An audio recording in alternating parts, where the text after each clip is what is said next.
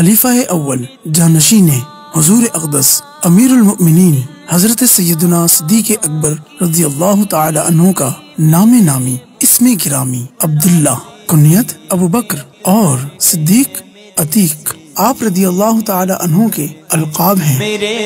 آپ رضی اللہ تعالی عنہ قریشی ہیں اور ساتویں پشت 7th جنریشن میں آپ رضی اللہ تعالی عنہ کا شجرہ نسب رسول اللہ صلی اللہ تعالی علیہ وآلہ وسلم کے خاندانی شجر سے مل جاتا ہے۔ آپ رضی اللہ تعالی عنہ عام الفیل The Incident of Elephants کے تقریباً 2.5 برس بعد مکہ المکرمہ میں پیدا ہوئے۔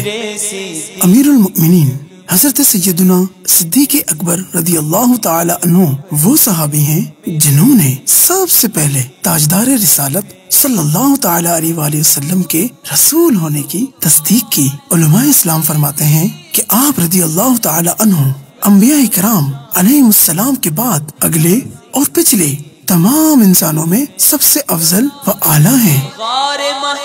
آپ رضی اللہ تعالی عنہ نے آزاد مردوں میں سب سے پہلے اسلام قبول کیا اور تمام جہادوں میں مجاہدانہ کارناموں کے ساتھ شریک ہوئے اور صلح و جنگ کے تمام فیصلوں میں آقا صلی اللہ تعالی علیہ وآلہ وسلم کے وزیر، مشیر، ایڈوائزر بن کر زندگی کے ہر موڑ پر آپ صلی اللہ تعالی علیہ وآلہ وسلم کا ساتھ دے کر جانثاری و وفاداری کا حق ادا کیا۔